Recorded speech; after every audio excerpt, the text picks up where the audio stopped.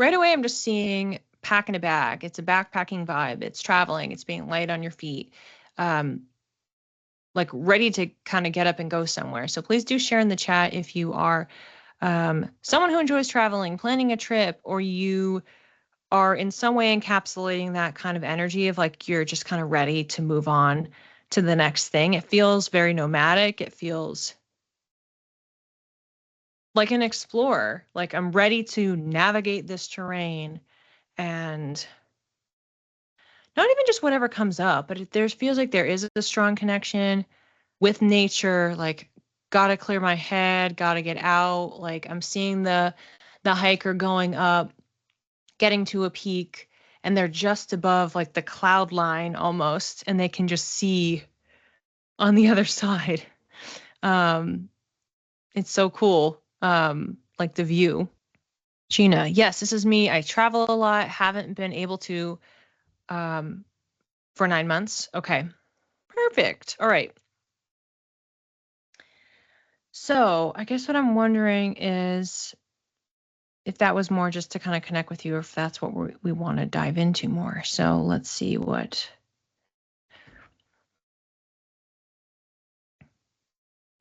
I was seeing is that like you had a notepad, and so it's like you were on the hike, or like you wanted to be on the hike, but you're kind of disconnected from it because you have these to-dos.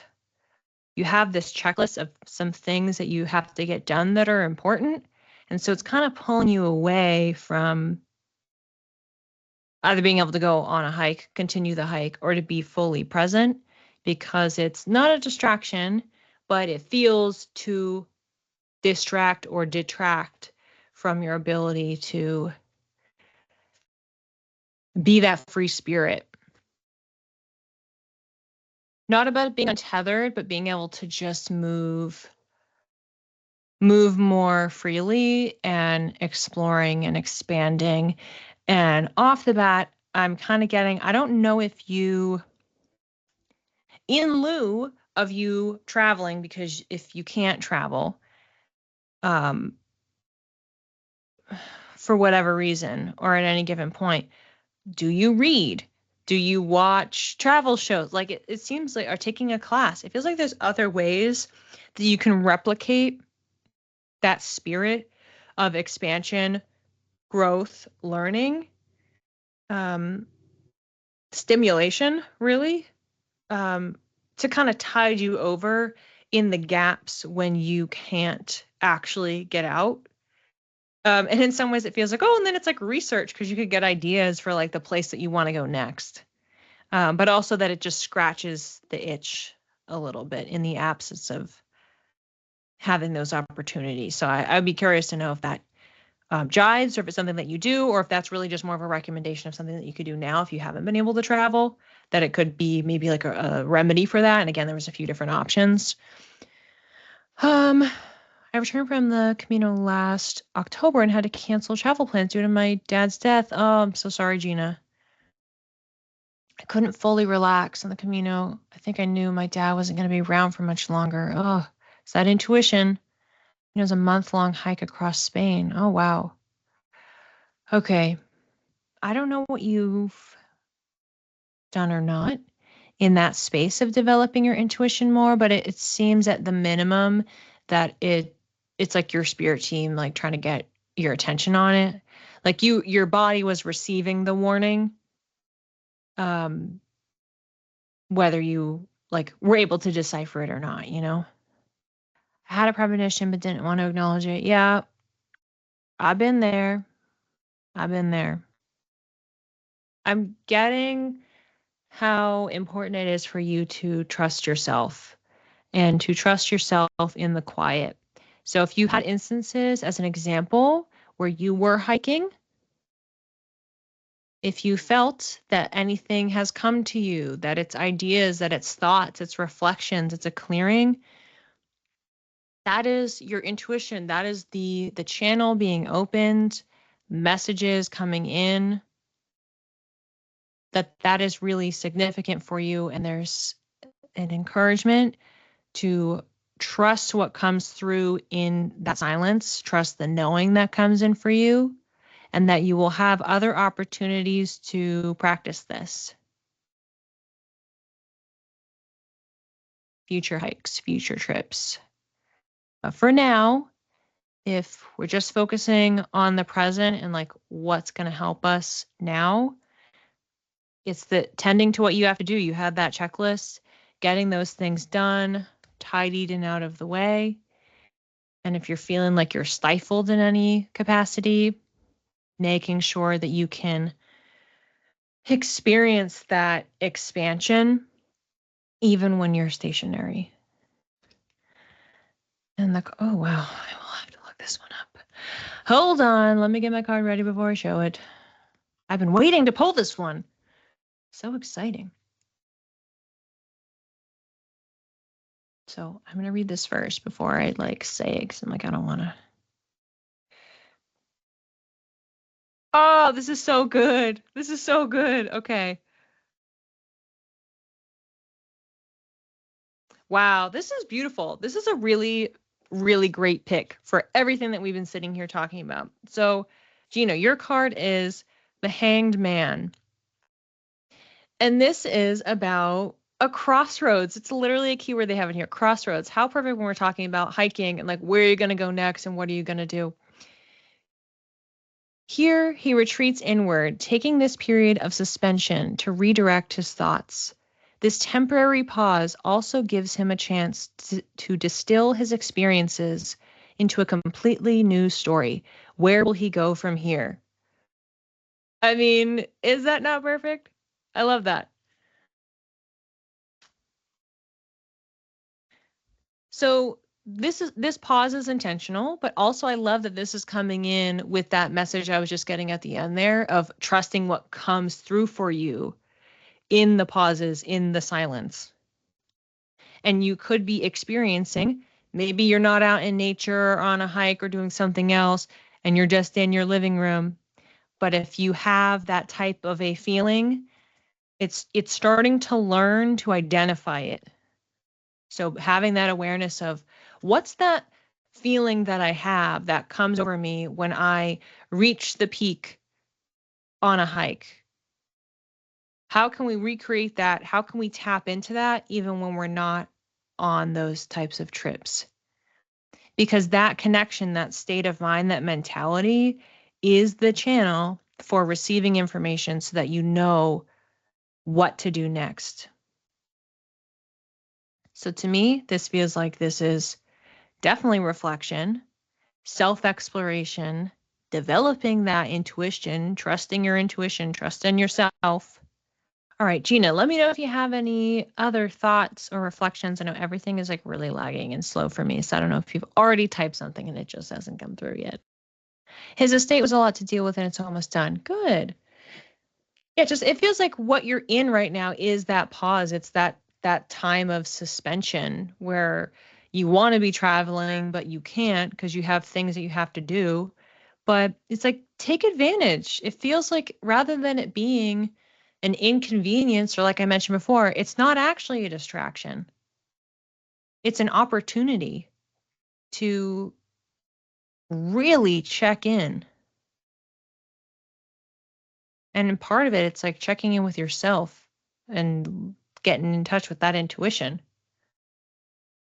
Because if this is a catalyst, if this is an opportunity, that premonition that you had that you ignored, this is a chance for you to start paying attention, tuning in intentionally in a different way. I had two cards, so that either is that they're two that go together or it is two different topics, but it really just feels like it's intersecting. And honestly, what was just coming in right away was career and relationships. So I don't know if that has been an obstacle for you. Work ethic, dedication to work, ambition, or prioritizing it versus what's happening in your relationships or finding relationships through work. Doesn't feel like it's a networking thing. I'm just getting like, it's a balance, it's a counterbalance. Like there's some sense of an oscillation. I've had times where it's like, okay, I was like really particularly busy at work and, looking for a relationship. It's like, okay, I kind of have to put that in the back burner because I have to focus on this now. And then once that feels like it kind of quiets down or levels out, okay, now I can put my energy back. Like it's that kind of a feeling of like what's on the front burner versus what's on the back burner. And it feels like it does kind of rotate or alternate, or there's something about trying to strike the balance between the two of them and the impact of under fueling. It's coming up like as if they're pots on a stove. So like, is the flame beneath the pot for career or the pot for relationships, any type of relationship? Is the flame too low so it's not actually boiling anything in the pot? That's kind of the visual. So not even just is on the front burner or the back burner, but like, is the flame sufficient? Is it too much so it's going to boil over? It resonates. Okay, great. It does feel like these are split here. So I'll start with some of the career stuff.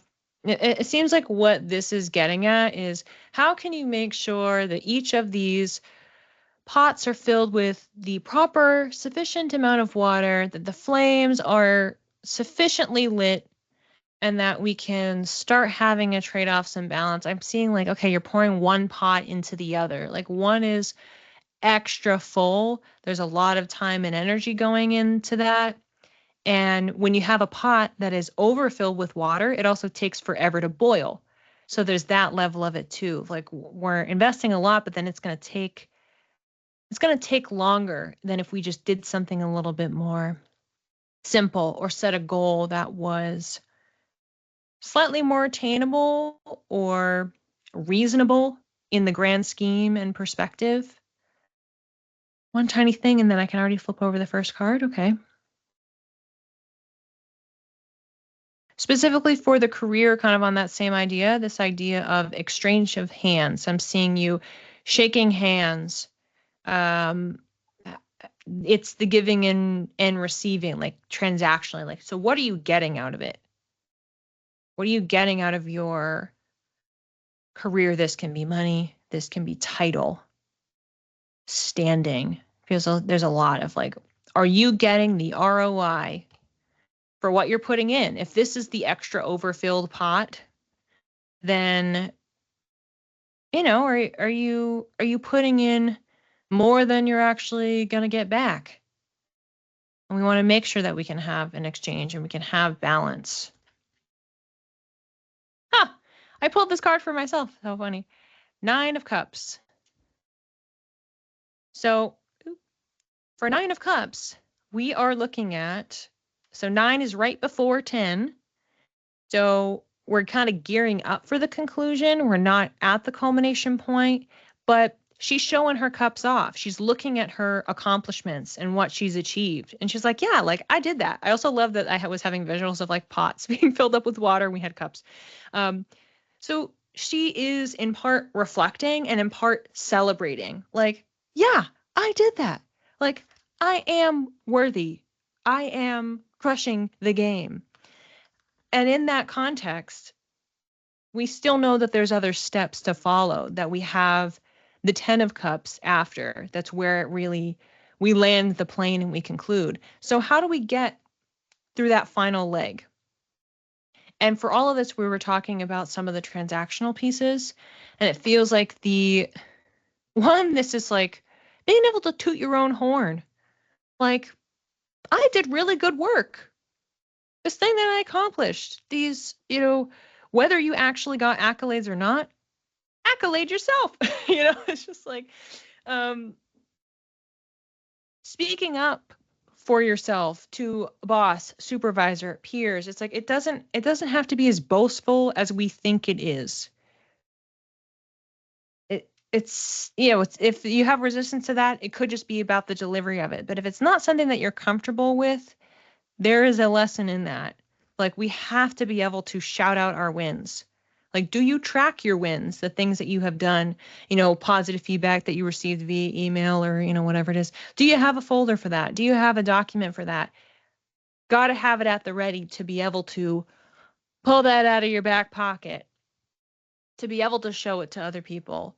But also for us to reflect again with the cups, it's relationships, but it can also be with ourselves, and it's with our intuition and with our truth. So when we're looking at what we've accomplished, we're thinking about the idea of the exchange. What's our return on investment?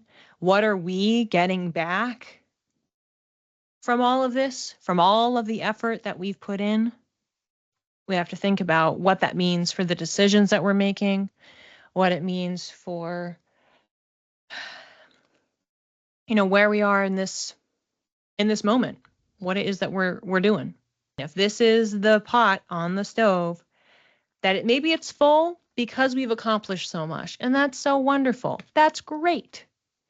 And maybe that means that we have a little extra that we can give to our relationships in whatever form that takes. We can use some of that overflow. There's this idea that I find tends to come up if we're trying to fill our cup. There's a tendency for us to be pouring either from an empty cup or a cup that isn't filled all the way. And there's a notion that really, if we're pouring from our cup, it should be overflow. It should be excess. So that way our cup can remain full, that we can, going back to that, that first reading, having the reserves. We have to make sure that our well is full. And that way, if something happens, whether it's on the surface, whether it's down deeper, that we are able to handle it and withstand it. But if we have some of these energies, what we are giving and receiving, out of balance in our exchanges, it makes it significantly more challenging to keep going, to move forward. And we have the ability to right the ship, to turn that around. On the relationship side, so again, we have our pots that are on the stove, and it felt like the career one was the one that had more water in it. And so then therefore, as a result, it's kind of not boiling, but it's also, we have things that we should be sharing, divulging. I don't know if you have felt the sense that whatever it is that you're doing with your career, are people that you are close to happy for you with what you've accomplished? Like if you were to say, oh my gosh, I had this great accomplishment, I sold this house, whatever the thing is, would they make you feel like they care? Would they be a champion? Or is it just you having to do that for yourself? Feels like there's a little bit of that going on as well. So that's why it seems like there is like a connection between the two areas. Either that more energy is going into career, less in a relationship, as an example, or like the dynamic between them feels estranged, is how it's coming in. Good. Okay. When we wait too long, we sometimes lose faith. So if we're kind of sitting idly, I think if we're coming back to this analogy about the pots, this feels like this pot, again, it's representing all relationships. So it can be romantic, friends, family. Whether this one's on the front burner, whether this one's on the back burner, it feels like the flame underneath it is low. And it's, what is that expression about, like watching water boil, you know? But it feels like in the drought, in the waiting process, that we can just have self-doubt, very much opposite of this, which is like, yeah, like I really have done a lot of things. Like I should be honoring myself in that experience. And it seems like on the other end here, it's like, feels more stale or forgotten about or underserved. Undervalued, but not even necessarily by you all the time. It could just be other people, like they're not active participants, or they're not willing to lift you up, like I mentioned before. with the things that you are accomplishing as an individual, that you shouldn't feel like you have to hide what you're accomplishing or not be proud of it. What did I just say? Sitting and waiting? Hilarious. High Priestess. High Priestess is like, she's sitting at the throne. She is observing. I'm sat. You are seated. This is very intuitive. This is trusting, but this is also getting the lay of the land. This is scoping everything out.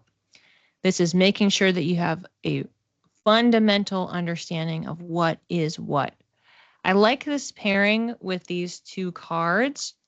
One, they're both intuitive in nature, High Priestess and then any Cups cards, but also there is a confidence in both of them because we have, yay, I'm showing off what I've done.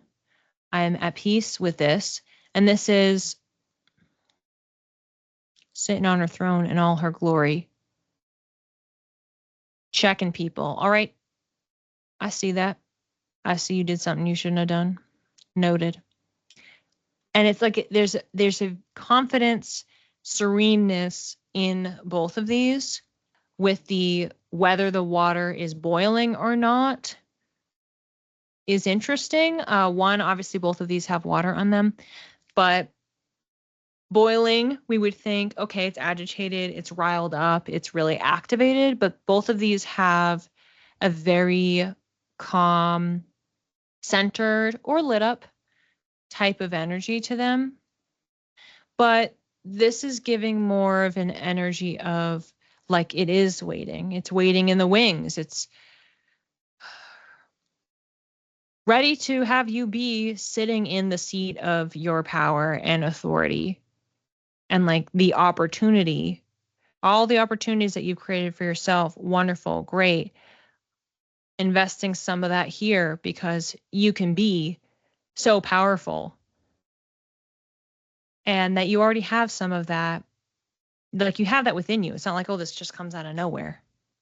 You know, like you have that. It's coming up as like a sense of inner intuitive integrity. You have the framework for it, but it's about the reallocation and filling some of that up and allowing yourself to, as I mentioned before, tuning your own horn and then being able to watch what happens. Watch the dynamic, seeing what's going on, and then trusting your gut about what that means for how your relationships change so that you can have the return and you can still receive, that you can feel confidence, conviction, trust to be able to lean into that gut knowing your truth, your personal power.